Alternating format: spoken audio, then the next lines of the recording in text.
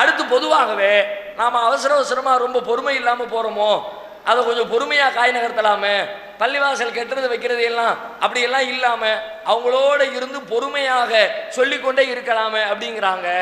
பொறுமை என்பது எதற்கு, எதிலே? பொறுமை அவசியம், மாற்றுக்கிறதே கிடையாது.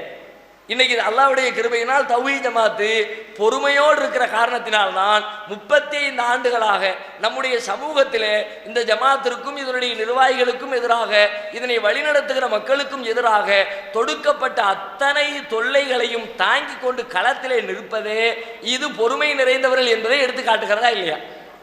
டெய்லி இந்த ஜமாத்தில் உள்ளவங்க மேலே விமர்சனம் வருது, இல்லை பொய்யான விமர்சனம் வருது, கம்ப்ளைண்ட் கொடுக்கப்படுது, ஒரு நிகழ்ச்சி நடத்துறதுக்கு இடையூறு செய்யப்படுகிறது. இதுவெல்லாம் ஒரு டார்ச்சர் பண்ணுகிற வேலை தானே. அதையெல்லாம் பொறுத்துக்கிட்டு தான் நிற்கிறோம். பொறுமைனா இதுக்கு பேர் தான் பொறுமை. எதிரிகள் கொடுக்கிற தொல்லைகளை தாங்கிக் கொள்கிறோமே, அதுதான் பொறுமை. ஒரு சத்தியத்தில் நிற்கிறதுக்காக வேண்டி வரக்கூடிய கஷ்டங்களை தாங்கி சத்தியத்தை விட்டு ஓடாம எவ்வளவு பிரச்சனை வந்தாலும் நிற்பம்பா அப்படின்னு நிற்கிறாங்களே, அதுக்கு பேர் தான் பொறுமை. நம்ம சில நேரத்தில் பொறுமைக்கு என்ன அளவுகோல் வச்சுக்கிறோம்? கோழைத்தனத்திற்கும் மார்க்கத்திலே சமரசம் செய்து கொள்வதற்கும் பொறுமை என்று பெயர் வச்சுக்கிறோம். ஒருத்தன் அநியாயமாக ரோட்டில் வந்து நிற்கிறான், என்கிட்ட என் பணத்தை பிடுங்க வர்றான். பிடுங்க வரும்போது என்னை அடிக்க வர்றான். நான் பணத்தை கொடுக்க முடியாதுன்னு சொல்லிட்டு அவனோட சண்டை போடுறேன். என்னப்பா தேவையில்லாமல் சண்டை போட்டுருக்குற, கொஞ்சம் பொறுமையாக இருக்க மாட்டியா? அவன் கேட்டாலும் கொடுத்துட்டு போக வேண்டியதானே. தேவையில்லாமல் ரோட்டில் நின்று சண்டை போட்டுக்கிட்டு இருக்கிறேன், இதுக்கு பேர் பொறுமையா? இதற்கு பேர் பொறுமை இல்லை, இதற்கு பேர் கோழைத்தனம். இது இஸ்லாத்திலே கண்டிக்கப்பட்டிருக்கிறது. அந்த அடிப்படையில் நாம் பள்ளிவாசலை புதுசாக உருவாக்குறோம்னு சொல்லி சொன்னால், அப்படி உருவாக்குறதுக்கு காரணம் என்ன தெரியுமா?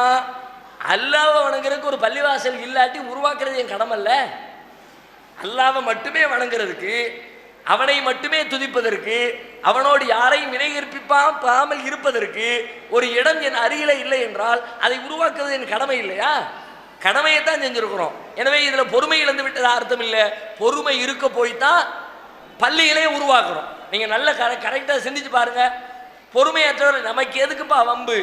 ஒரு பள்ளிவாசலை கட்டுவது, உருவாக்குவது என்பது எவ்வளவு சிரமம். அதை நிர்வகிப்பது சிரமம் தானே. அதுக்குன்னு ஒரு ஆளை போடணும், அதுக்கு வசூல் பண்ணணும், அதுக்கு கட்டணம் கட்டணும், அதை பராமரிக்கணும், அதனுடைய கரண்ட் பில்லு, வரவு செலவு, போக்குவரத்து எல்லாத்தையும் கவனிக்கணும். இது மாதிரி பல விஷயங்கள் இருக்கிறது. இதை ஏன் செய்யணும்? பேசாமல் அவங்க செஞ்சுக்கிட்டு இருக்கிறாங்கன்னு சும்மா இருக்கலாம்ல. சிரமம் தானே. சிரமம் என்றாலும் ஏன் செய்கிறோம்? இப்படி தான் செஞ்சால் தான் உண்டு. அல்லாஹ் நமக்கு காட்டின வழி. அல்லாஹ்வை மட்டுமே வணங்குவதற்கான வழிகளை ஏற்படுத்துங்கன்னு அல்லாஹ் சொன்னதுனால இந்த சிரமங்களை எல்லாம் பொறுத்து கொண்டு தான் இந்த வேலையை செய்திருக்கிறோம். எனவே இந்த பள்ளிவாசல் உருவாக்கத்தை நீங்கள் கோபத்தின் வெளிப்பாடாக பார்க்கக்கூடாது. இஸ்லாத்தின் மீது இருக்கிற பிடிப்பின் வெளிப்பாடு தான் புதிய அளவில் நாம் உருவாக்கி கொண்டிருக்கிற பள்ளிவாசல்.